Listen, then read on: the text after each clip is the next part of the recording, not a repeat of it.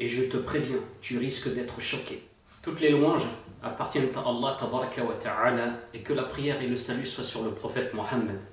Alhamdulillahi rabbil alamin, wassalat wassalam ala nabiyyina Muhammad, amma ba'd. Ceci étant dit, mes frères, mes sœurs, assalamu alaykum wa rahmatullahi wa barakatuh. Bienvenue à vous tous et à vous toutes dans cette nouvelle vidéo Islam et Culture. N'hésitez pas à vous abonner si vous appréciez le contenu de cette chaîne YouTube.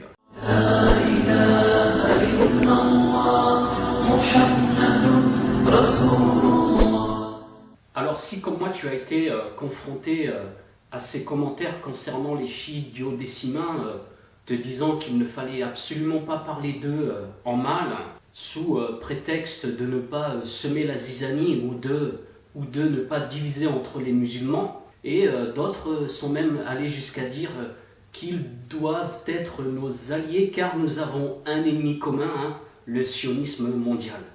Si, comme moi, tu as entendu souvent des gens dire et répliquer à ceux qui mettent en garde contre les chiites duodécimains, c'est une personne qui souhaite semer la fitna, la discorde sur terre, qui divise entre les musulmans, eh bien, reste avec moi jusqu'à la fin de cette vidéo, car effectivement, j'ai beaucoup à te dire concernant ce sujet. Surtout, reste jusqu'à la fin de cette vidéo et je te préviens, tu risques d'être choqué.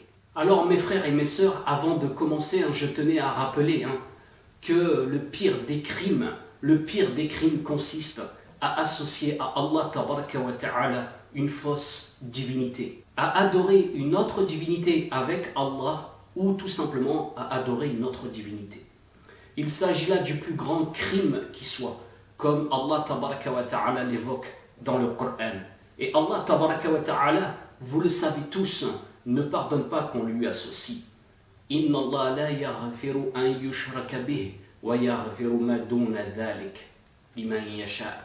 Allah tabaraka wa ta'ala dans ce verset est très clair. Celui qui associe et qui meurt sur l'associationnisme en tant que polythéiste, il sera parmi les gens de l'enfer. Il n'est nullement musulman.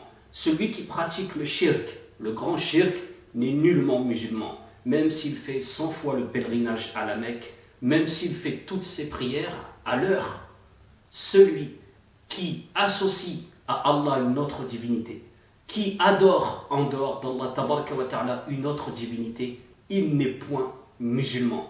Allah tabaraka wa ta'ala nous dit dans le Coran وَالَّذِينَ اجْتَنَبُوا الطَّاغُوتَ أَنْ يَعْبُدُوهَا وَأَنَبُوا إِلَى اللَّهِ لَهُمُ الْبُشْرَى فَبَشِّرْ عِبَادِي الَّذِينَ يَسْتَمِعُونَ الْقَوْلَ فَيَتَّبِعُونَ أَحْسَنَهُ أُولَئِكَ الَّذِينَ هَدَاهُمُ اللَّهُ وَأُولَئِكَ هُمْ أُولُو الْأَلْبَابِ. Et à ceux qui s'écartent des tarout, c'est-à-dire de ce qui est adoré en dehors d'Allah tabaraka wa ta'ala, et ils sont de plusieurs catégories. Pour ne pas les adorer, justement, ils s'écartent des fausses divinités, des fausses adorations en dehors d'Allah tabaraka wa ta'ala.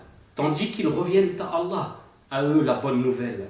Annonce la bonne nouvelle à mes serviteurs qui prêtent l'oreille à la parole, celle d'Allah azza wa jalla. Puis ils suivent ce qu'elle contient de meilleur. Ce sont ceux-là qu'Allah a guidés et ce sont ceux-là, les doués d'intelligence. Surah 39, verset 17-18.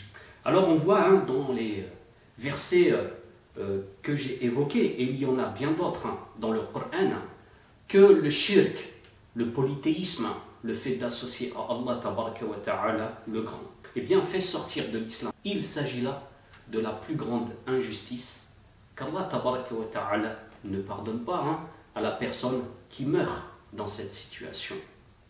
Si j'évoque cela en introduction, c'est tout simplement pour vous dire que les chiites duodécimains sont des mushrikoun. Ce sont des polythéistes qui sont tombés non pas dans le petit polythéisme, mais dans le grand polythéisme qui fait sortir de l'islam. Et dans cette vidéo, je vais bien évidemment vous amener tous les arguments. Et pour cela, je vous donnerai les références chiites, leurs livres de prédilection, leurs livres de chevet, leurs références, leurs sources.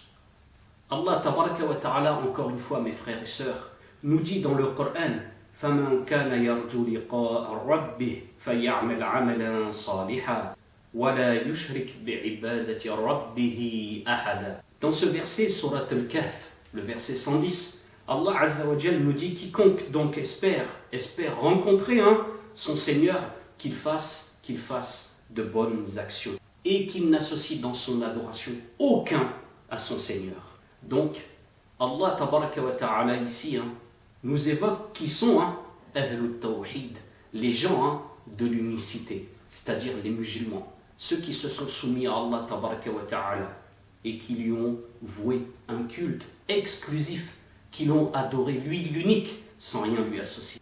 Ceux qui espèrent rencontrer leur Seigneur, qu'ils soient ainsi parmi les gens du Tawhid, de l'unicité, le fait d'unifier Allah dans son adoration. Allah Tabaraka wa Ta'ala, mets-nous parmi les gens du Tawhid, parmi les gens de l'unicité, véridique, et accorde-nous une fin sur le Tawhid, sur l'unicité. Fais de nous des bons musulmans et fais-nous mourir en bons musulmans, ainsi que nos familles. Alors, mes frères, mes sœurs, avant de détailler au sujet du shirk, du grand shirk, des chiites, duodécimains, je précise, ceux qui croient aux 12 imams, et il s'agit là du sectarisme polythéiste qui fait office de religion officielle de l'Iran, de l'actuel Iran, mais aussi du dit Hezbollah, en réalité Hizbu Shaitan, le parti du diable, qui a donc à sa tête Nasrullah. Et certains le surnomment Nasrullah, celui qui secourt une fausse divinité connue sous le nom de Lat. Et donc, avant d'évoquer le grand polythéisme des chiites, j'aimerais avec vous revenir sur des sujets qui reviennent très souvent, très très souvent. Alors, vous le savez souvent, lorsqu'un musulman, une musulmane, évoque les réalités, les dangers du chiisme, ce sectarisme duodécimain, énormément de personnes viennent commenter, ignorantes, qui suivent leur passion ou qui ne connaissent rien. Il aurait été préférable de garder le silence, évidemment. Et elles viennent dire « Non, mais arrête de parler comme ça, il faut faire en sorte que la fraternité, el-Ukhuwa, se propage. Et en parlant en mal des chiites duodécimains, tu fais tout le contraire. » On en a d'autres qui viennent nous dire « Arrête de faire la fitna » et qui ne comprennent de ce mot que le mot approché en français discorde, la division.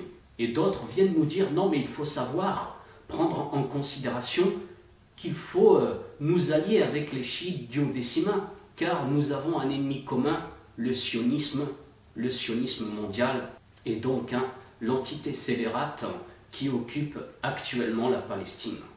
Voilà ce qu'ils disent. Souvent, ils ramènent ces commentaires, très régulièrement, et tu les vois en colère et même rougir, mais ils ont tort. Et j'aimerais leur dire aujourd'hui, vous qui appelez à la fraternité, qu'est-ce que la fraternité en islam? Vous qui parlez de fitna, le discorde, qu'est-ce que la fitna dans le Coran, dans l'islam? Et vous qui parlez d'alliance avec les chiites duodécimains, qu'est-ce qu'une véritable alliance digne de ce nom pour élever la parole d'Allah Tabaraka wa Ta'ala? Qu'est-ce qu'une alliance pour servir? Qu'est-ce qu'une alliance utile, positive, réelle pour élever la parole d'Allah Tabaraka wa Ta'ala? Ensemble, nous allons évoquer ces sujets. Ensemble, nous allons répondre à ces choses-là. Alors, vous le savez, le mot fitna revient régulièrement, discorde. Mais qu'est-ce que la fitna? Eh bien, revenons au Coran. Alors, ce mot, vous le savez, en arabe désigne la tentation, l'épreuve. Et Allah Tabaraka wa Ta'ala dans le Coran, évoque le mot fitna avec différents sens qui reviennent à la tentation, à l'épreuve. En effet, Allah Tabaraka wa Ta'ala dans Surat Al-Ma'idah nous évoque le mot fitna avec le sens de as-saddu 'an as-sabil, ar-rad, le fait d'éloigner les gens, de s'opposer au chemin, de le repousser, de s'opposer donc au chemin. Et dans ce verset, Allah tabaraka wa ta'ala nous dit وَاحْذَرْهُمْ أَنْ يَفْتِنُوكَ عَنْ بَعْدِ مَا أَنزَلَ اللَّهُ إِلَيْكَ. Dans ce verset, Allah utilise le mot fitna dans le sens donc d'éloigner du chemin. Fais attention à ce qu'il ne t'éloigne pas du chemin, à ce qu'il ne t'écarte pas du chemin. Et dans un autre verset, Allah évoque le mot fitna dans le sens de shirk, de polythéisme, de grand polythéisme. Allah tabaraka wa ta'ala dans le verset 193 de la sourate 2 nous dit وَقَاتِلُوهُمْ حَتَّى لَا تَكُونَ فِتْنَةً. Dans ce verset, le mot fitna a donc le sens de shirk, de grand shirk, de polythéisme. Dans un autre verset, Allah tabaraka wa ta'ala nous enseigne donc le mot fitna dans le sens de qatl, tuer. Il dit In khiftum an yaftinakum alladhina kafaru, surat An-Nisa. Et dans un autre verset, dans la sourate Al-Anfal, le verset 73, Allah nous enseigne le mot fitna avec le sens de mélanger la vérité sur le faux. Ishtibahul haqqi bil batil. Allah tabaraka wa ta'ala donc dit Alladhina kafaru ba'duhum awliya'u ba'd. إِلَّا تَفْعَلُوهُ تَكُنْ فِتْنَةٌ فِي الْأَرْضِ وَفَسَادٌ كَبِيرٌ. Dans ce verset, donc, Allah nous enseigne le mot fitna dans le sens de mélanger la vérité avec le faux.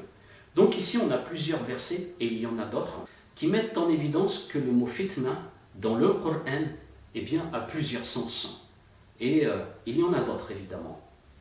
Il a donc le sens d'éloigner du chemin, de rejeter donc un chemin, de refouler, le sens de polythéisme, de shirk, de tuer, et aussi donc de mélanger la vérité à la fausseté. Donc lorsqu'une personne nous dit « tu fais la fitna », de quoi parles-tu? Nous savons qu'ils sont généralement limités, qu'ils parlent de discorde, de division, de ces choses-là. Mais Allah tabaraka wa ta'ala nous enseigne dans le Coran, d'où l'importance de revenir au Coran, d'où l'importance de revenir aux enseignements de l'islam, aux enseignements qui sont contenus dans la parole d'Allah tabaraka wa ta'ala, le Coran. Allah nous enseigne que la fitna, ce n'est pas que la discorde, que la division, c'est aussi le shirk, le polythéisme, le grand. C'est aussi le fait de tuer, c'est aussi donc le fait de mélanger la vérité au faux. Et c'est aussi le fait d'éloigner les gens de la vérité. Et vous le savez, le musulman, la musulmane, met en garde contre la fitna, mais pas contre la discorde ou la division uniquement. Et de quelle discorde, de quelle division parlons-nous ici? Le musulman se doit de mettre en garde contre la fitna, et donc contre le fait de tuer injustement, contre le fait de mélanger la vérité au faux, contre le fait d'éloigner du chemin d'Allah tabaraka wa ta'ala. Et aussi, il doit mettre en garde contre cette fitna qui est le shirk, le polythéisme. C'est pour cela, j'insiste, toi qui parles de fitna, c'est quoi la fitna? Toi qui parles de ukhuwa, on reviendra dessus, de fraternité, c'est quoi la fraternité?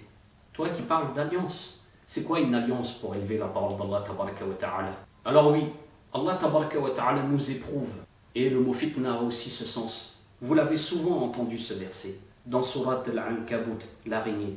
أحسب الناس أن يتركوا أن يقولوا آمنا وهم لا يفتنون. Les gens pensent-ils qu'ils diront La ilaha illallah, nous avons cru, sans qu'ils soient éprouvés? Surat Al-Ankabut, l'araignée. Et oui, les gens seront éprouvés par de nombreuses tentations, par de nombreuses formes d'épreuves, comme par exemple des sectes. Et les chiites duodécimains sont une épreuve, sont une secte égarée. Et il y a là une fitna. Car en effet, les chiites sont dans le polythéisme, dans la fitna. Ils sont aussi dans le fait de tuer des gens de Sunna, et ce régulièrement. Ils ont pour but de massacrer les gens de Sunna. C'est une fitna.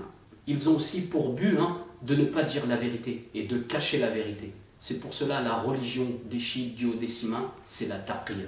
Le 9/10 de leur religion, c'est la taqiyya, comme ils l'affirment dans leurs sources. Ils ont aussi pour ambition de détourner énormément de jeunes musulmans et de musulmanes du droit chemin, c'est-à-dire l'islam, pour les faire sombrer dans les abîmes du polythéisme, qui fait sortir de l'islam, qui est le chiisme duodécimain. Donc, c'est une fitna, et il nous faut combattre cette fitna.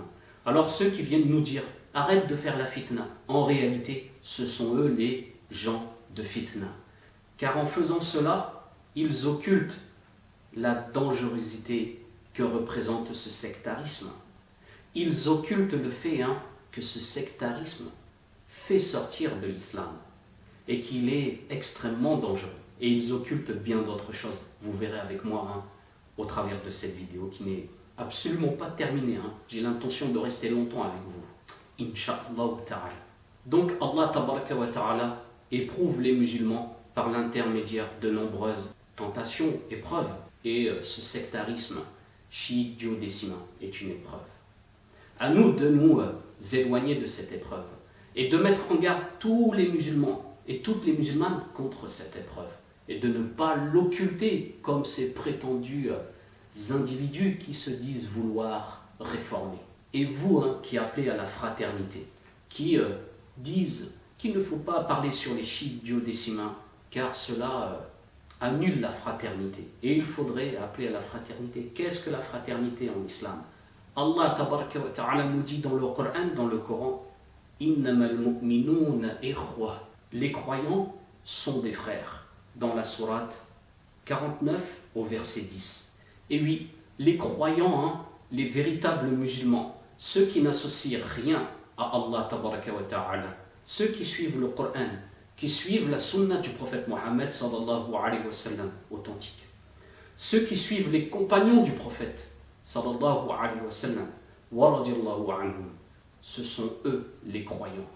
Quant aux mushrikoun, ils ne sont pas croyants. Al-mushrikoun laysu ikhwanana, les associateurs, les polythéistes, ils ne sont pas nos frères, ils ne sont pas de véritables croyants. C'est pour cela, lorsque vous parlez de fraternité, n'oubliez pas de préciser que la fraternité est entre croyants. Et les mushrikoun, comme je l'ai dit, ceux qui sont sortis de l'islam et qu'Allah Azza wa Jalla les guide sur le droit chemin, ils ne sont pas nos frères, ils ne sont pas nos alliés et nous avons l'obligation de les inviter à l'islam, de leur montrer dans quel égarement ils sont tombés. Mais ils ne sont pas nos frères. Il ne s'agit pas ici de fraternité, il s'agit ici de mettre en garde contre eux. Il s'agit ici, mes frères, mes sœurs, de s'innocenter sur quoi ils sont et donc de se préserver et de préserver les nôtres contre cette mécréance, contre cette tentation qui fait sortir de l'islam. Alors, croyez-moi, les chiites duodécimains essaient de détourner les jeunes avec plusieurs tentations. Et parmi ces tentations, il y a celle qui consiste à proposer le mariage temporaire. Un mariage qui dure 10 minutes. Cela se fait chez les chiites duodécimains. C'est comme cela qu'ils attirent des jeunes vers eux. Et qu'Allah Azza wa Jal nous préserve de l'égarement. Ils propagent aussi leur prédication par l'intermédiaire de dons. Ils aident des gens très pauvres en Afrique et ailleurs, en Asie, pour les inviter à leur sectarisme qui fait sortir de l'islam. Et la dernière tentation, ils se font passer pour les seuls à combattre Israël, donc l'entité scélérate qui occupe actuellement la Palestine. Ils se font passer pour les sauveurs de l'islam, les seuls donc à combattre le sionisme mondial. Mais c'est loin d'être le cas. Alors certaines personnes essaient de passer par là, en nous disant que les chiites sont les seuls à combattre Israël et qu'il faudrait peut-être s'allier avec eux. Mais c'est là une grave erreur. Pourquoi? Premièrement, les chiites duodécimains sont des mushrikoun, des associateurs. Je vais le prouver, ne vous inquiétez pas, on reviendra là-dessus. Ce sont des grands polythéistes et qui ont pour objectif de détruire la foi musulmane, ce sur quoi sont les gens de Sunna. Et donc il s'agit là d'ennemis mortels, mais qui se font passer pour des musulmans, car ils sont sous taqiyya.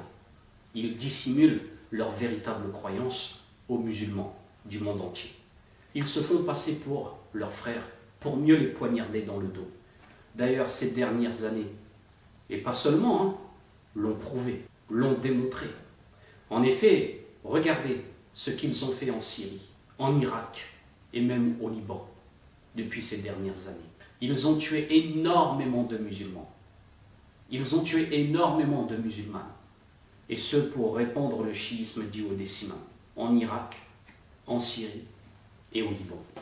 Et dans d'autres endroits. Ces individus ambitionnent eh bien, de détruire le monde musulman, de se renforcer avec pour objectif de détruire le monde musulman. Car dans leurs livres sources, ils prétendent que lorsque le Mehdi viendra, il aura pour premier objectif de tuer tous les musulmans et toutes les musulmanes. À partir du moment où vous ne croyez pas aux 12 imams infaillibles, ce sur quoi sont les chiites duodécimains, à partir du moment où vous avez du respect pour Abu Bakr, que vous considérez comme un compagnon, et le premier calife, vous n'êtes pas pour eux des musulmans. Vous êtes une saleté. Vous êtes à éradiquer. Et c'est là la première chose que fera le Mehdi, selon les sources pourries, chiites duodécimaines, lorsqu'il sortira de sa grotte. Vous tous, vous avez entendu parler du plan Oded Yinon. C'est un plan sioniste, qui a pour ambition de détruire, d'affaiblir, de diviser donc le monde musulman. Et ce, pour les intérêts de cette puissance régionale qui est présentement l'entité scélérate sioniste israélienne.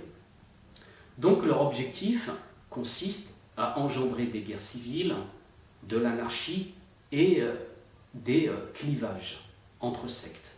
Ils ont donc vocation à répandre plusieurs formes de sectarisme pour affaiblir le monde musulman. Et ces dernières années, avec la mise en avant des chiites duodécimains, on peut remarquer, et ce aisément, qu'ils ont affaibli le monde musulman en massacrant énormément de musulmans et de musulmanes. Ces dernières années, les chiites duodécimains ont tué des centaines de milliers de personnes en Irak, des sunnites. Et leurs milices, qui proviennent d'Afghanistan et d'ailleurs, mais aussi d'Irak, lorsqu'elles partent en Syrie, eh bien c'est pour tuer du sunnite, c'est pour tuer du musulman et répandre le chiisme duodécimain.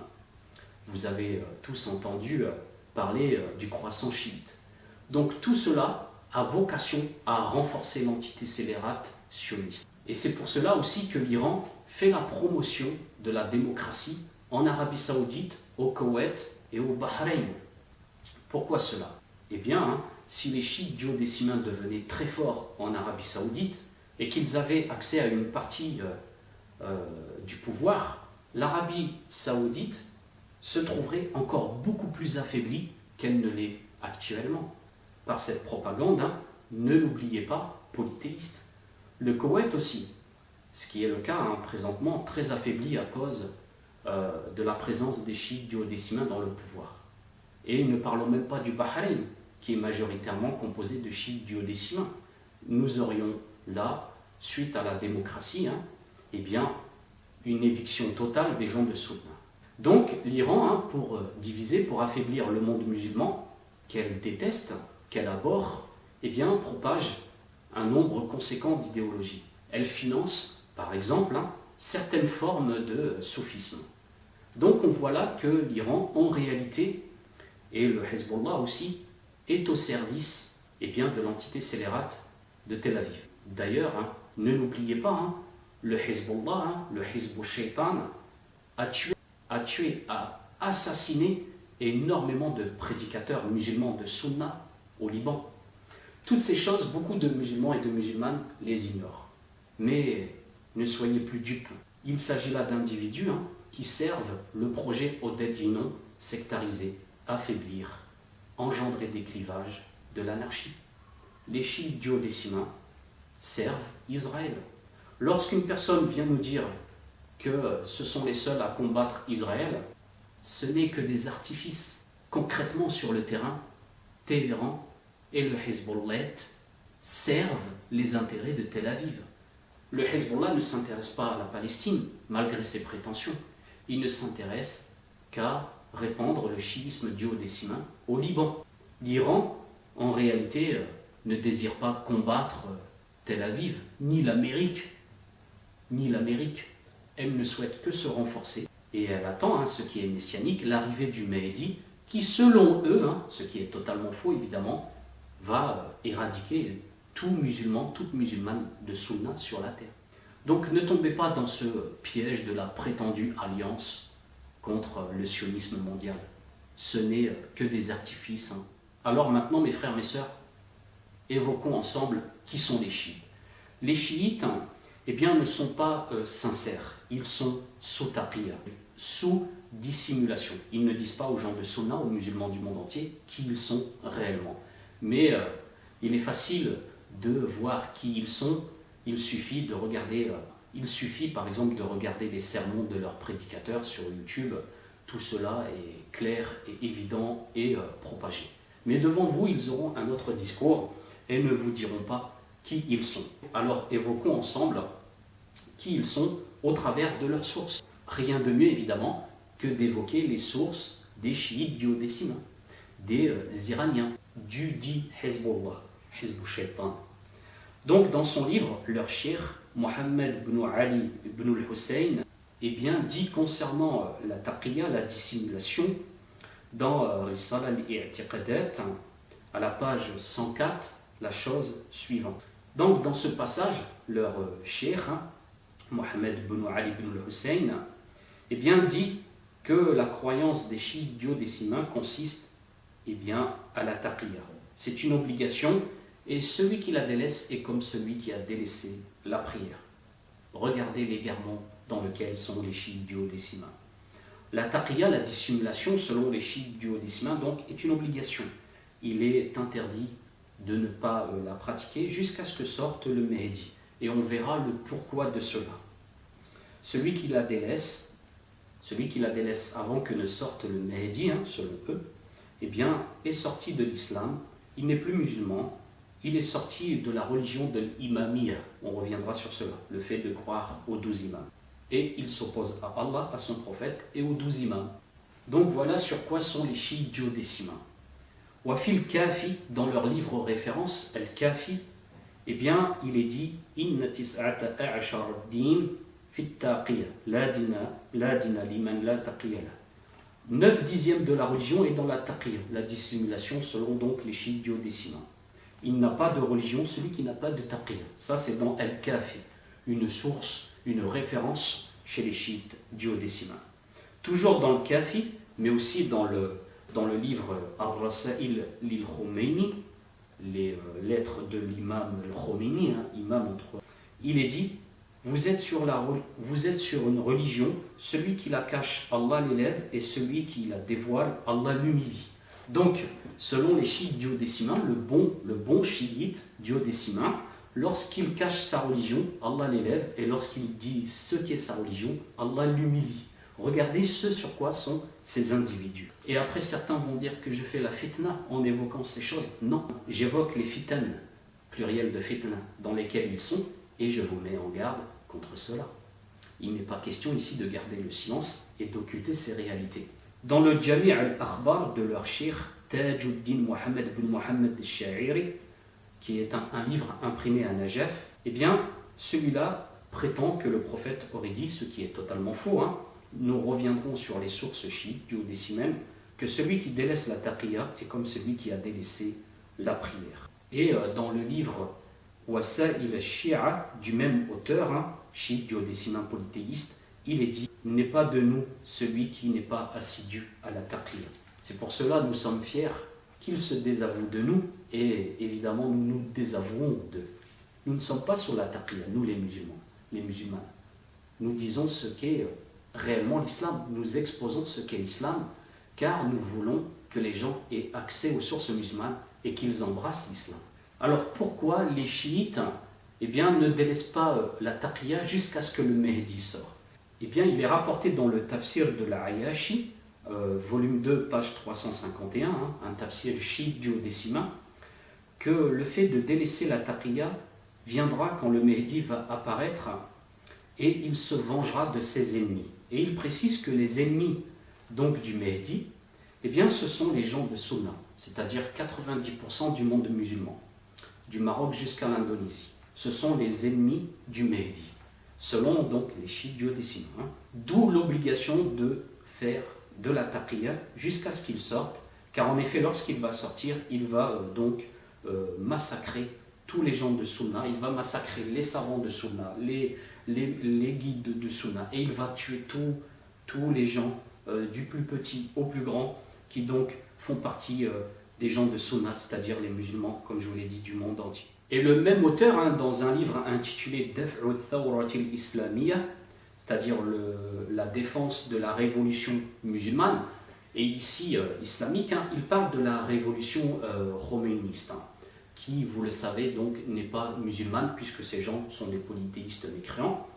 Et il affirme donc, dans ce livre-là, qu'ils ont vocation, à partir de cette révolution dite musulmane, de résister, donc de révolutionner contre l'islam de Sunna, contre les musulmans, jusqu'à l'arrivée du Mehdi, donc qui va tuer tous les savants de Sunna, et ensuite les gens du commun, femmes, enfants, etc., qui ne font pas partie des savants musulmans. Donc selon eux, la taqiyya est une obligation jusqu'au jour où le Mehdi va venir pour tuer tout le monde. Donc c'est pour ça qu'ils sont sous taqiyya. Ils ne disent pas qui ils sont réellement, leur source le démontre.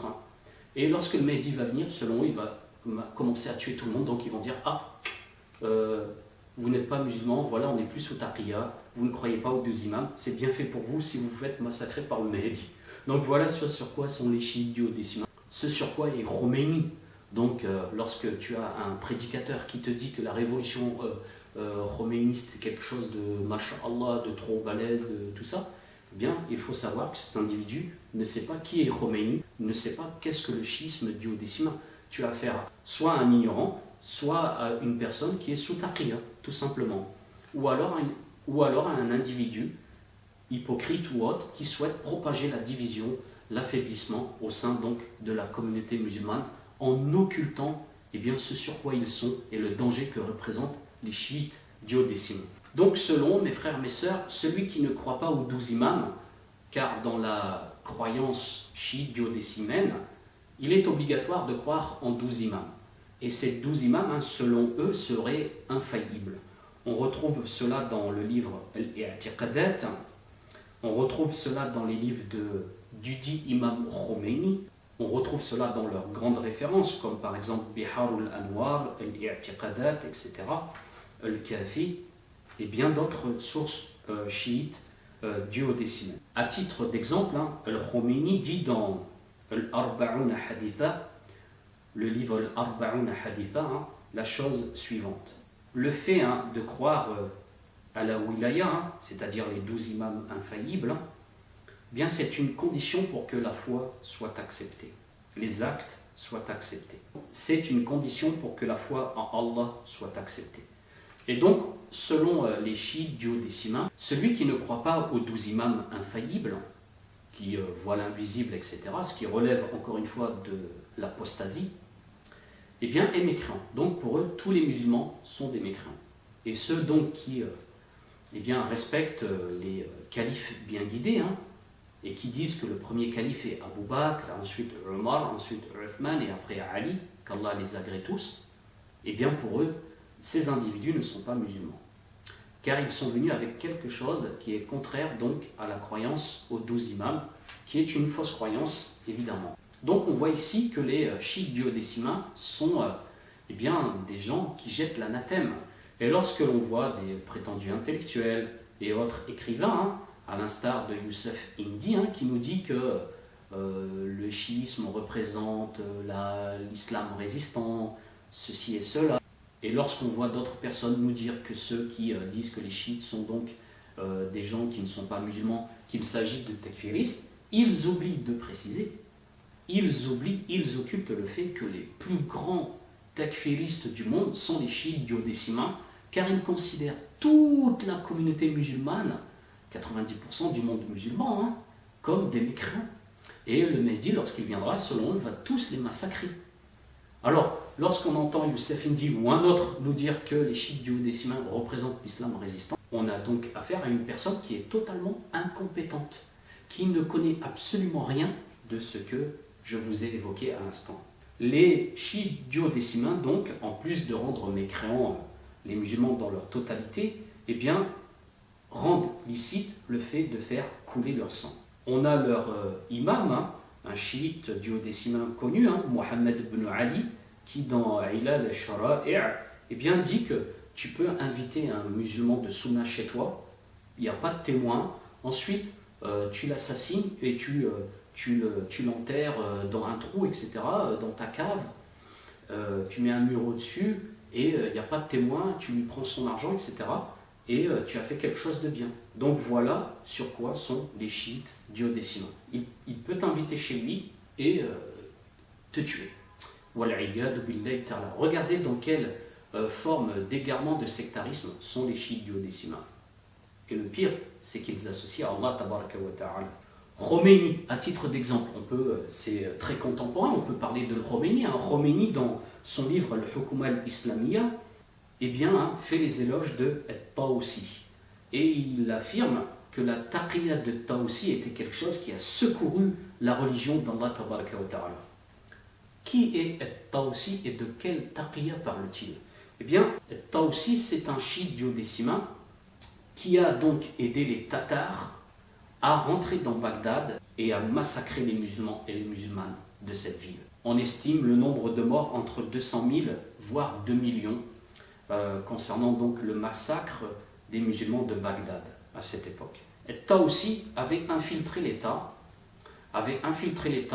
avec d'autres personnes, hein, et avait donc affaibli les forces de l'État, l'armée de l'époque, et ensuite avait aidé les Tatars à détruire la présence musulmane à l'époque à Bagdad. Et Taoussi qui est à la source, et Taoussi donc, la'natullah alayhi, qui a indiqué aux Tatars, aux Mongols, où étaient les savants de Sunna, où étaient les bibliothèques pour les brûler, etc., et qui est à l'origine de tous ces morts, qui a aidé à massacrer les musulmans, reçoit les éloges dans le Hukuma al-Islamiyya de Khomeini. Et il dit qu'il a secouru la religion d'Allah tabaraka wa ta'ala. Donc ce Khomeini qualifie un individu qui a massacré énormément de musulmans de Sunna d'avoir secouru la religion d'Allah tabaraka wa ta'ala. Suis-je un fattan, mes frères, mes sœurs, lorsque j'évoque cette vérité, lorsque je rappelle cette vérité? Alors méfiez-vous de ceux qui se font passer pour vos frères ou vos sœurs et qui vous disent que Khomeini c'était quelqu'un de génial, à l'instar de Gouasmi. Ils rendent licite, le fait de voler l'argent des musulmans, comme l'évoque Al-Khomeini dans Tahrir al-Wasila. Ils considèrent comme une saleté les gens de Sunna. Ils considèrent les gens de Sunna, les musulmans, comme une saleté, comme l'évoque Muhsin al-Hakim dans son livre Mustamsik al-Urwati al-Wuthqa. Et il s'agit d'individus qui sont morts, qu'Allah les maudisse. Leur cheikh, Mohammed ibn Nu'man, dans son livre Al-Muqni'a, eh bien, affirme qu'il est illicite de laver les gens de Sunna pour les funérailles. Et il ne faut pas assister à leurs funérailles, sauf par taqiyya. Leur cheikh, Mohammed Rida al-Maousawi, affirme qu'il est illicite de prier dans leur mosquée, sauf par taqiyya.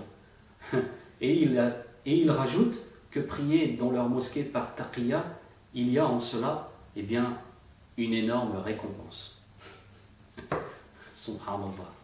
Selon eux, toujours, on peut citer le Khomeini dans Tahrir al-Wasila, il est interdit de donner la zakat aux gens de Sunna. Wal'iyad billahi ta'ala. Donc ici, on a évoqué pas mal de choses. Vous aurez avec moi remarqué que les chiites duodécimains, qui croient aux 12 imams, donc, considèrent tous les musulmans comme des mécréants. Il est licite de voler leur argent, de les tuer s'il n'y a pas de témoins, de prier avec eux par taqiyya. Il faut être constamment dans la taqiyya avec eux. Il ne faut pas leur donner la zakat. Il ne faut pas assister à leurs funérailles. Il ne faut pas les laver, sauf par taqiyya, etc., etc. Alors vous aurez remarqué avec moi qu'ils nous considèrent, nous les musulmans, comme des saletés. D'ailleurs, Al-Ayashi, dans son tafsir, imprimé à Beyrouth, affirme que lorsqu'un enfant naît, et excusez-moi de dire cela ici, mais je me dois de vous dire qui sont les chiites duodécimains.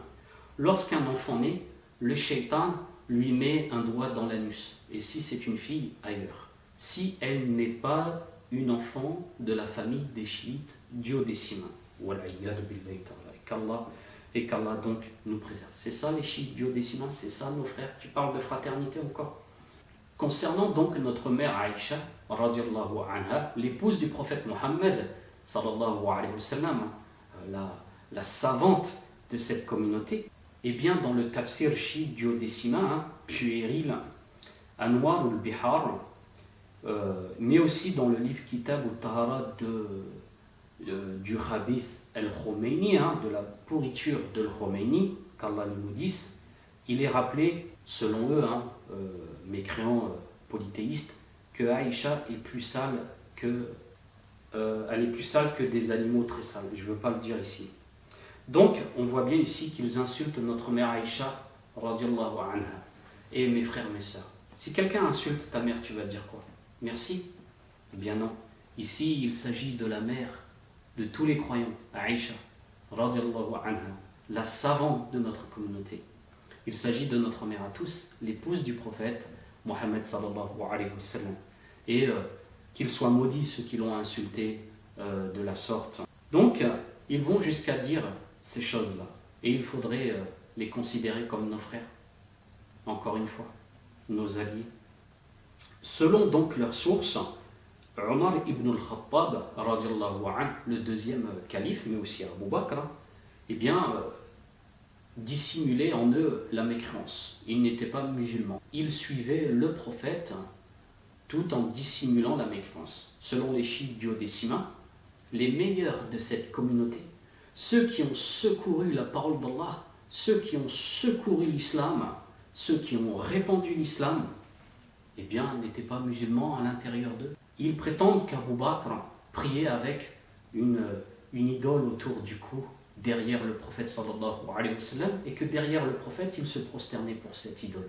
Donc vous pouvez retrouver cela dans les propos de Ni'matullah al-Jazairi, dans Anwaru al-Nu'maniya, imprimé à Beyrouth.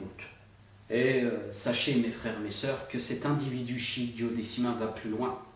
Et les chiites duodécimains relaient cela. Ils prétendent qu'Omar, encore une fois, c'est très vulgaire et j'aurais du mal à le répéter ici, avait une maladie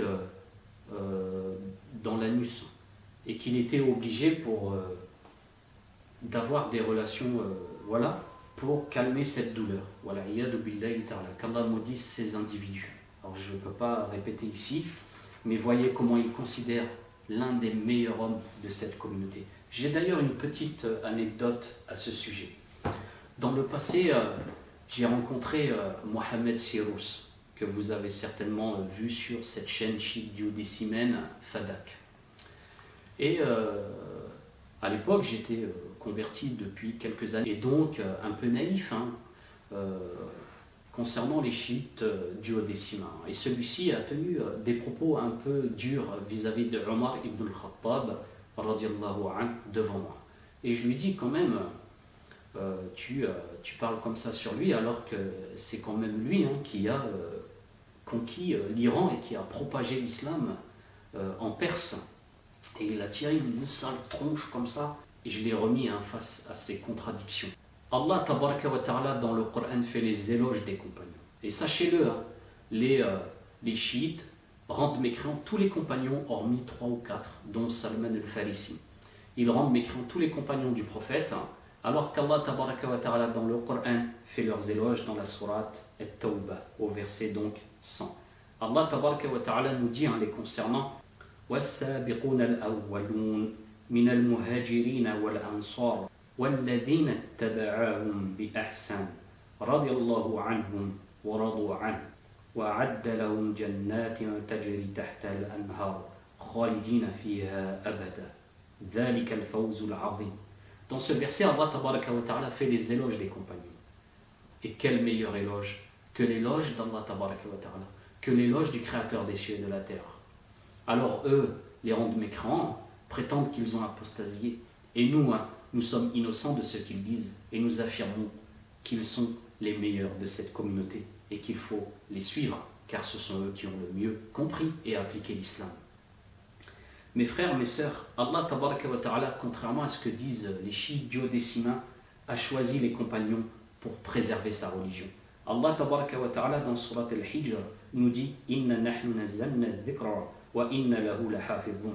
Nous avons donc descendu le rappel, c'est-à-dire le Coran, et nous sommes les protecteurs. Allah dans ce verset fait la promesse de protéger le Coran. Il a donc protégé les gens qui ont secouru sa parole, l'islam premier. Et ici, je pense donc aux compagnons du prophète sallallahu alayhi wa sallam wa radiyallahu anhum, qui ont secouru cette religion dans le monde entier. Ils ont répandu la parole d'Allah, ils ont répandu la parole d'Allah tabaraka wa ta'ala dans le monde entier. Et lorsque certaines tribus arabes ont apostasié, Abu Bakr et Omar et tous les califes bien guidés et tous les compagnons se sont levés et ils ont remis les tribus apostates dans le droit chemin. Et eux, les chiites duodécimains, viennent nous dire qu'ils ont apostasié alors que les compagnons du prophète ont remis dans le droit chemin les tribus qui ont apostasié. Et ils ont propagé le Coran dans le monde entier. Et sachez-le, mes frères, mes sœurs, le fait qu'ils apostasient les compagnons, a des objectifs. Et parmi ces objectifs, c'est le fait d'amener sur ce terrain les musulmans qui seraient donc de remettre en cause la parole d'Allah. En effet, leurs savants, dans leurs références, prétendent que le Coran a été falsifié, que Omar a falsifié le Coran, que Abu Bakr l'a falsifié, etc. Et ils prétendent cela et ils assurent que le Mahdi, lorsqu'il viendra, il viendra avec le Coran complet. Voilà. C'est là la croyance des chiites. Alors qu'Allah a protégé le Coran conformément à la sourate al-Hijr, le verset 9. Le fait de croire que le Coran est falsifié, ça relève de l'apostasie. Celui qui dit cela n'est pas musulman. Et on peut citer par exemple une personne qui se prétendait musulmane avant, Rachid Birbak, qui nous disait que peut-être dans le Coran il y avait des versets falsifiés, etc. Rachid Birbak ensuite a dit qu'il a quitté l'islam et qu'il est devenu chrétien. Mais il n'était déjà plus musulman à partir du moment où il a remis en cause la parole d'Allah, le Coran. Allah a préservé le Coran, c'est une promesse d'Allah tabaraka wa ta'ala. Et le fait que les chiites duodécimains rendent mécréants la très grande majorité des compagnons est évoqué dans leurs sources. Par exemple, leur shir As-Sayyid Murtadi Muhammad al-Husayni al-Najafi, le prophète a été éprouvé par des compagnons qui ont apostasié après lui de la religion, sauf peu, 3 ou 4. Et on a d'autres références chiites duodécimaines qui disent cela. Rappelez-vous cette parole concernant le fait que Omar ibn al-Khattab ne serait pas musulman. Cela est évoqué par Zinuddin dans son livre As-Siratul Mustaqim, une référence chiite duodécimaine. Concernant donc la prétendue mécréance d'Abu Bakr et le fait qu'il priait pour une idole soi-disant derrière le prophète, accrochée à son cou, c'est évoqué par leur savant duodécimain Ni'matullah al-Jazairi dans Anwar al-Ni'maniya. Alors, sachez-le, tout ce qu'il raconte est faux et n'a aucune chaîne de transmission. Alors, vous le savez, l'islam est surnommé la religion de la chaîne de transmission. Et en effet, toutes les autres religions n'ont pas de chaîne de transmission. Le hadith, on sait s'il est authentique, on connaît sa chaîne de transmission, etc., s'il est faible. Alors que les chiites, eux, de l'aveu même de leurs savants, comme Abu Ja'far Muhammad ibn al-Hussein, n'ont pas de chaîne de transmission. Et on retrouve même dans leur chaîne de transmission inventée des ânes. Et c'est une réalité que je vous évoque. Donc, tout ce qu'ils peuvent dire relève du néant. Et nous nous désavouons donc de cette secte mécréante polythéiste. Donc ce sont eux qui ont déclaré la guerre à Allah tabaraka wa ta'ala, qui combattent l'islam. Ce sont eux qui ont déclaré la guerre à la religion musulmane. Ce sont eux les ennemis d'Allah tabaraka wa ta'ala. Il ne faut pas s'allier avec eux. Il ne faut pas les écouter. Il ne faut pas tendre l'oreille les concernant. Alors pour conclure cette vidéo, mes frères, mes sœurs, les chiites duodécimains ne sont pas nos frères. Ce sont tout cela. Mais ce sont aussi et surtout des polythéistes. En effet, ils adorent avec Allah tabaraka wa ta'ala, ils invoquent en dehors d'Allah tabaraka wa ta'ala le Hussein, Ali, mais aussi Fatima, radiallahu anhum ajma'in. Ils invoquent aussi le Mehdi. Et à titre d'exemple, lorsque j'ai fait le pèlerinage à la Mecque, j'entendais autour de moi des chiites duodécimains qui venaient d'Iran et d'Irak, et d'ailleurs dire Ya Ali, Ya Hussein, en faisant le tawaf autour de la Kaaba. Ils invoquaient Ali, ils invoquaient Hussein. Ce sont des polythéistes migrants, ils ne sont pas nos frères. Ne parlez plus de fraternité ici, de Ukhwa. Et ce sont les véritables gens de la fitna contre qui il faut mettre en garde. Alors pour conclure cette vidéo, nous avons pour obligation d'inviter au véritable islam et de mettre en garde contre tout ce qui donc s'oppose à la religion d'Allah tabaraka wa ta'ala. Et il s'agit évidemment d'une œuvre pieuse et il s'agit évidemment d'une obligation donc de mettre en garde contre le chiisme duodécimain qui est aux antipodes de l'islam, qui n'a absolument rien à voir avec l'islam. Ces gens ne sont pas nos frères. Alors sur ce, excusez-moi pour cette vidéo qui a été très longue, mais je ne pouvais pas faire autrement. Sur ce, je vous dis à bientôt, Inch'Allah ta'ala. Assalamu alaikum wa rahmatullah wa barakatuh. Pour cette vidéo, mes frères, mes sœurs, je me suis aidé du livre suivant, Hatta la nankhadi' haqiqatu shi'a, pour que nous ne soyons pas trompés la réalité concernant les chiites duodécimains. Il s'agit ici d'un auteur qui vient de Mossoul et qui sait parfaitement qui sont les chiites duodécimains.